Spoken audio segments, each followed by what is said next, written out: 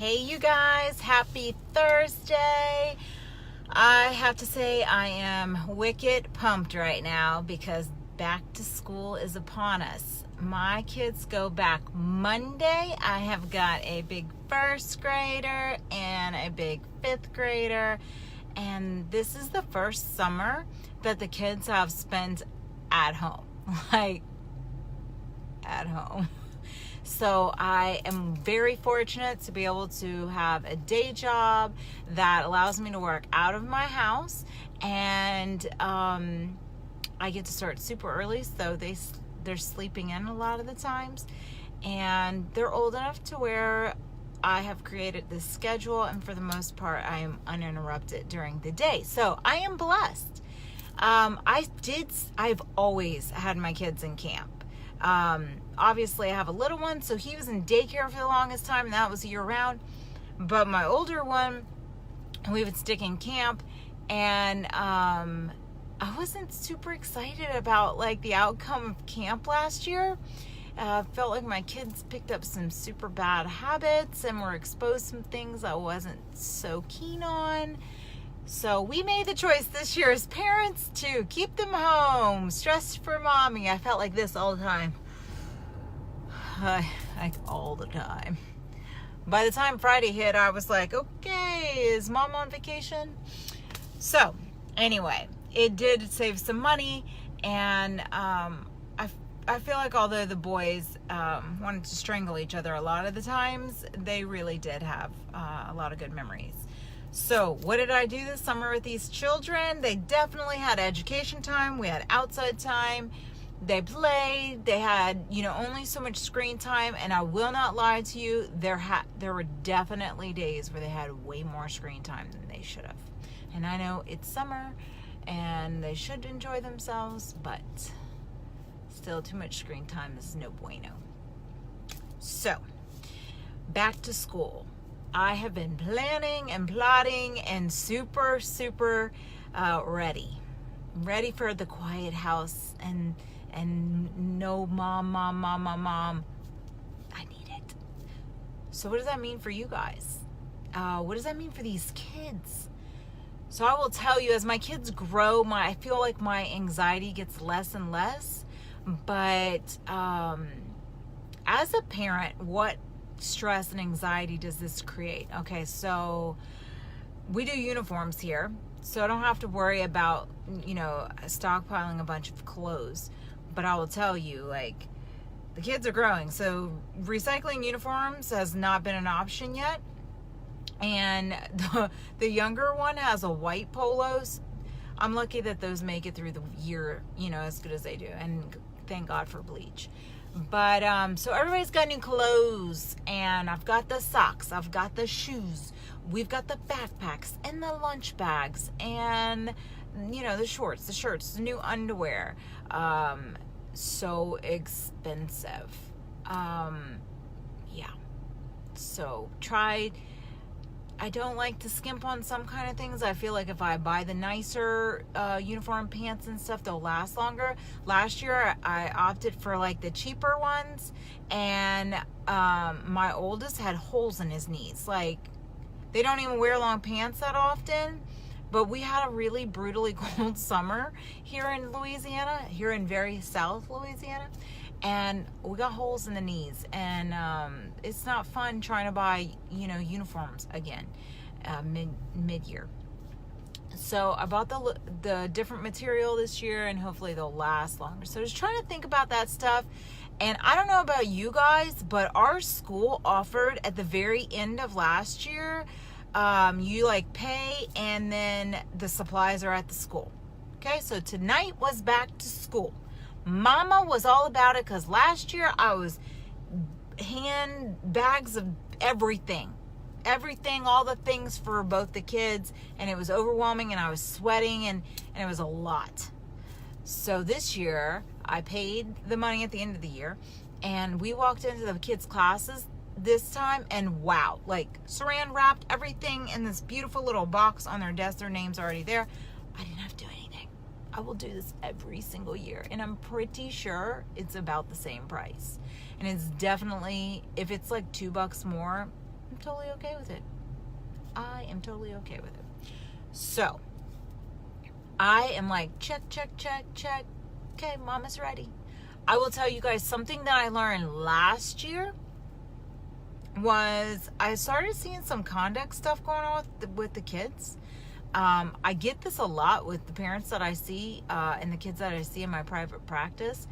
And something that personally, like the first thing I thought of was sugar intake. So maybe I should look at the nutritional value on all these things. You know, my kids take sandwiches and snacks, and we always have a fruit and a cheese and a yogurt.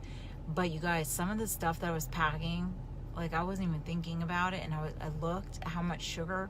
For instance, I know, don't judge, but we were putting Gatorade in the kids' lunch boxes, right? So, yeah, it's just a little Gatorade, no big deal. They get to pick their color, they're so excited. Oh, holy sugar. So much sugar in these kids' Gatorades. So we went to flavored water, which, you know, was super helpful. And we stuck with sandwiches. We don't do the school lunches because, to be honest with you, the kids don't eat it, and it's a waste of money. It's a lot of money. So that's what I'm thinking. We're trying to stick on healthy nuts, cheeses, fruits, vegetables. I know a lot of fruits have sugars in it too, but I'm okay with that. And hopefully we're going to err on the side if the lunch boxes are going to stay on the relatively healthy side. Less packaged stuff, like less gummies. And what was the thing I was sending? Between the gummies, the fruit roll-ups, and some of those yogurts, you guys, the ones the kids love, the cotton candy, they are loaded with sugar. You should really look into that. I know we think, it's yogurt. It's yogurt full of sugar. So be aware. Okay, so back to school. I will tell you something as a parent, and definitely as a therapist too, again, that I see a lot, is parental anxiety. You guys, we are so excited for our kids to go back to school, get back into that routine, but there are so many parents that stress about, well, we're gonna have homework to do again, and that's no fun sometimes, especially the people that have to deal with Common Core. So just seeing that stress with your kids and holding them accountable for when they're not doing that, and that parental stress that's related to that.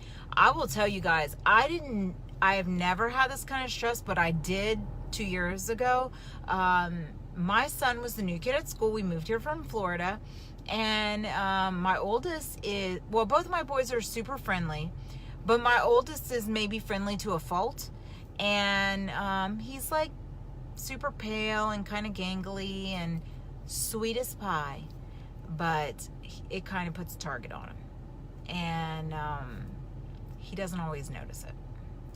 And as a parent, all I knew to do was to really encourage him to, be friendly and make friends with everybody until there's a reason not to, and let's talk about it if there's something going on. So my oldest was bullied for an entire year, and it was awful. He cried. I went to the school and went above the school. I did all kinds of lovely things. And we actually talked to his karate teacher about it too, and they sat down and they talked, and we talked about why maybe this kid was bullying him. It was a huge problem, one of which we did get resolved by building his self-esteem and teaching him how to effectively stand up for himself that is not disrespectful or breaking the rules. We do have rules in our house about if somebody puts hands on you and what defending yourself means. That's our own personal rules, and my son's very aware of that. And I believe that everybody's parenting technique behind that is their own. And I respect that as another parent. I also respect that as a therapist. So the parental anxiety of, is my kid going to have friends? Is he going to get bullied again this year? I mean, my oldest got made fun of for his shoes. You guys, he was wearing Nikes. Not that he needs a name brand to be cool, but it didn't matter what he did. he had a target that year. He was the new kid. Without the friends, because this is small town vibes over here, okay? Everybody grew up with everybody. Everybody's mama knows everybody, everything. That's not the case with my kids. My family's over here, but they didn't have any, well, they had one cousin at school. And this year they're going to have more cousins at the school, so I'm super excited about that. But, yeah, so then parental anxiety about, oh, great, here comes homework. Oh, great, is my kid going to get bullied? Are they going to make friends? Are they going to be accepted? Are they going to have conduct issues all year? Are they going to sit next to that kid? I mean, the list goes on. These are normal things. So as a parent, I would really stress to take a deep breath. It's all going to even out. If you worry about it, your kids are going to feel your panic, and then it's going to just bleed onto them. And they're going to go to school anxious, and you don't want that. And then your kids that did maybe not have a great year the year before, talk to them about it. It's a new year. This is a fresh start. You don't know if you're going to see those kids. And if you do, we'll handle it when it comes. It's a new day. I tell my kids that every single day. This is something that I have stuck with for a long time now. My kids have a rough day. We wake up tomorrow, it's fresh. You've already, if you did make a bad choice today, you got a consequence, tomorrow's fresh. We're starting over. We're going to wake up, we're going to be in a great mood. That's another thing, you guys. First day of school, let's get some good, delicious, healthy breakfast foods. Let's stick away, let's kind of push away from it's first day, let's have donuts with sprinkles. Probably not ideal. I mean, you can do it if you want, it's fun. I'm not going to tell you I haven't done it. I definitely do special things on the kids' birthdays and last day of school, but let's not like ingest all this sugar. You know, if you're going to do chocolate milk, let's do sugar-free chocolate milk. That's something I actually just picked up at the store, and just make the milk change color. Don't douse it. Let's not make like dark chocolate milk. You know, just a little tan chocolate milk, or a little pale pink if the kids like strawberry milk. Think about what they want. You know, even cereals really are full of sugar. So I make muffins. I was buying those prepackaged ones, you guys. You don't even want to know what I was feeding my kids. Oh, the learning curves. I learned something new every day about parenting. And so I make them muffins on Sunday, and I put them in the cabinet, and they last all week. Blueberry muffins. Even the chocolate chip muffins really aren't that terrible, not compared to like the cereals and the prepackaged stuff and cinnamon rolls and honey buns. I mean, the delicious sugary list goes on for sure, you guys. And it's so much easier as a parent to give our kids that. My bigger kid likes eggs and bacon and stuff like that, and that's great. My little one, it's hit or miss. He's smaller, and he's still at the picky stage, and although we're encouraging to try stuff, he still needs to eat before he goes to school. So, and even think about like what kind of juices you're allowing them to drink. Okay, so we want to get them off on a great start. Be super positive. Make sure they get lots of rest. I know everybody's interpretations about how much rest they need, and you know what time bedtime is. To each their own. But kids need a lot of rest. They're still growing. They're going to be learning all day long. They're going to be sitting down in a classroom. They don't get, constant recess or PE or all that stuff all the time, especially this day and age, and things that are cut out of our kids' curriculum that used to not be. So that's something to consider. And I mean, I don't know about you guys, but the kids here don't get, the kindergartners don't get naps here. It doesn't happen anymore. I mean, what happened to nap time? I totally agree that a 5-year-old needs a nap. Yeah. Or at least a little rest. Like midday break. Make the brain work better. So, I want you guys to think about that. I also want to this is a topic that I see all different teachers use different methods, and I am not saying that I am right. This is just my opinion about this. So, the behavior charts in the classroom. That's how kids kind of measure, the younger kids especially. That's how they measure if they're on track or not. So it'll be like on green. You'll start on green, right? And then you'll move to like yellow or orange or whatever. And you have to go move your clip. So it's a visual, and kids are very, they're visual, and it's an action. They made the mistake, so now they have to have the consequence of moving it. Some kids, that's fine.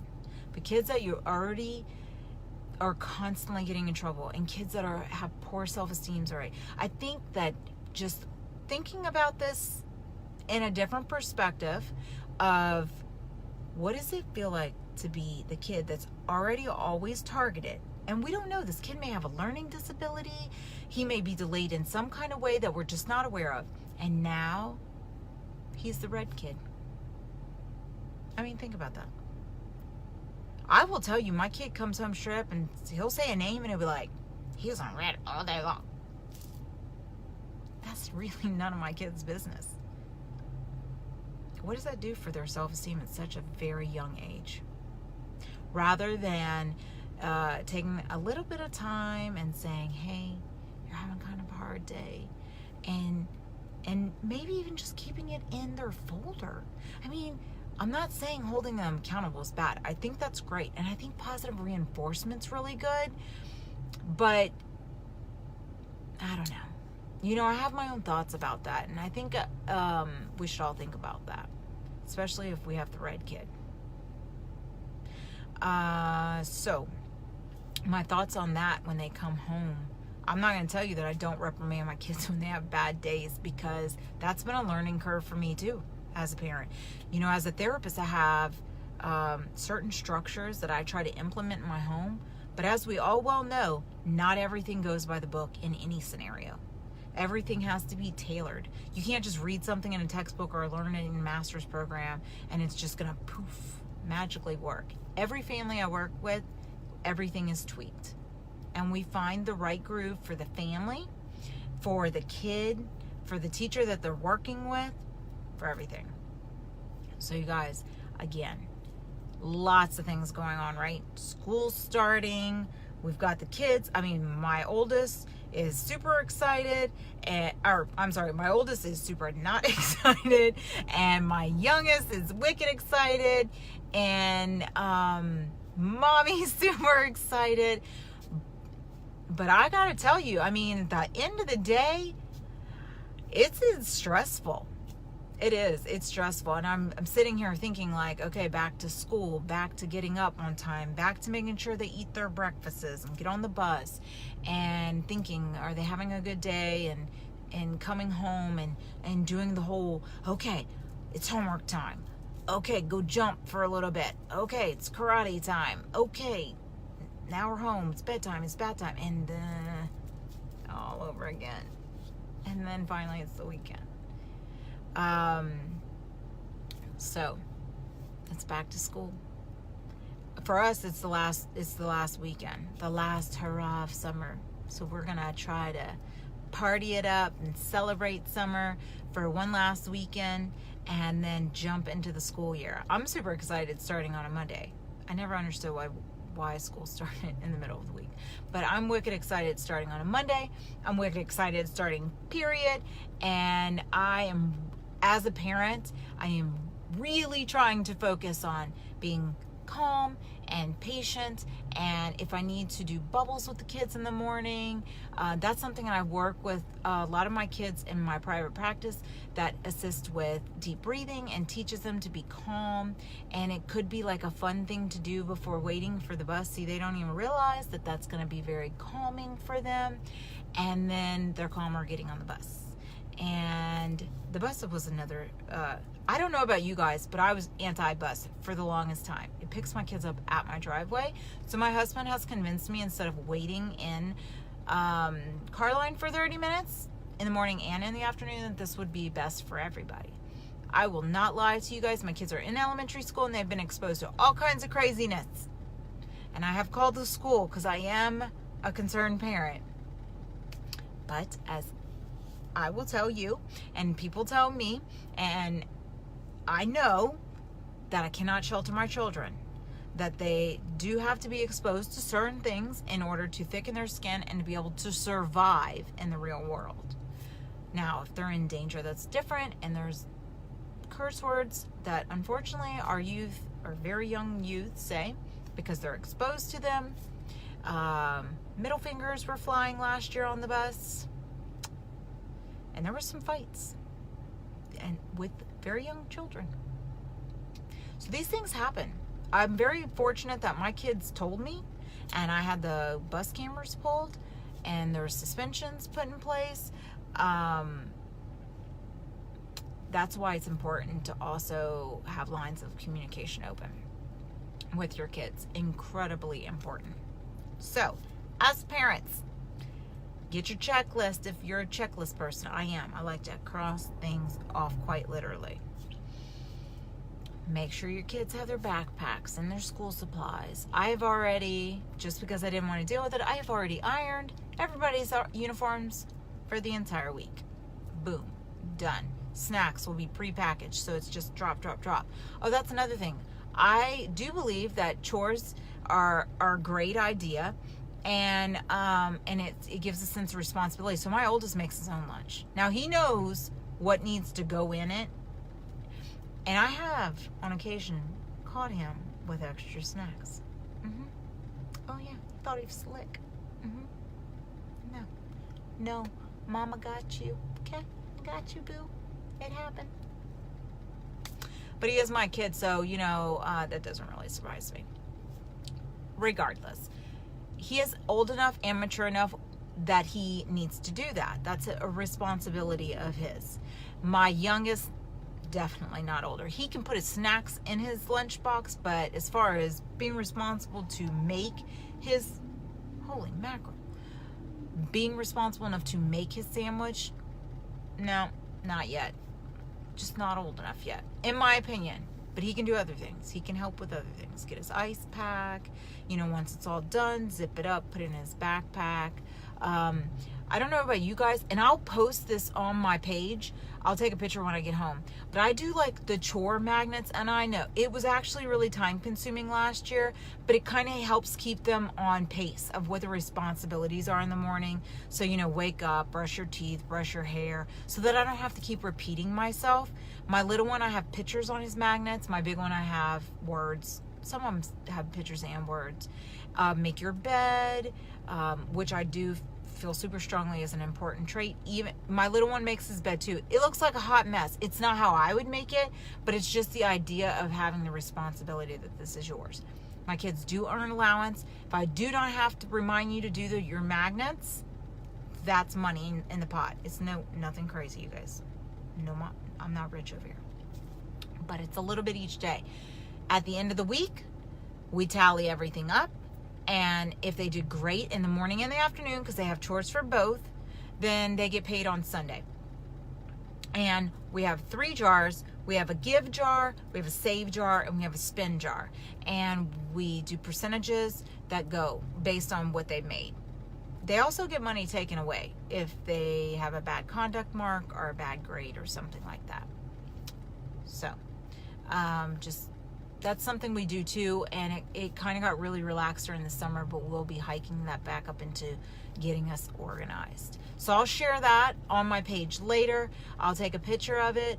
That's also, I have like this whole little school area. That's, we have chalkboards that we write on for what tests or what days. I just find like the more organized I am with the kids, the less stress all of us have. We fall off, don't get it twisted. I mean, we're human, and there are definitely times where I mess up, they mess up, and we forget things. But it is smoother. It is a smoother routine for us. So you guys, again, happy beginning of school. I hope everybody's kids have a great school year. I know they will. If they don't, we can communicate about it. Y'all can private message me, and I can do a live about if you're having a particular issue. Have a great school year. Parents, kids, college kids, everybody. Y'all need something, y'all know where I am. Have a good one.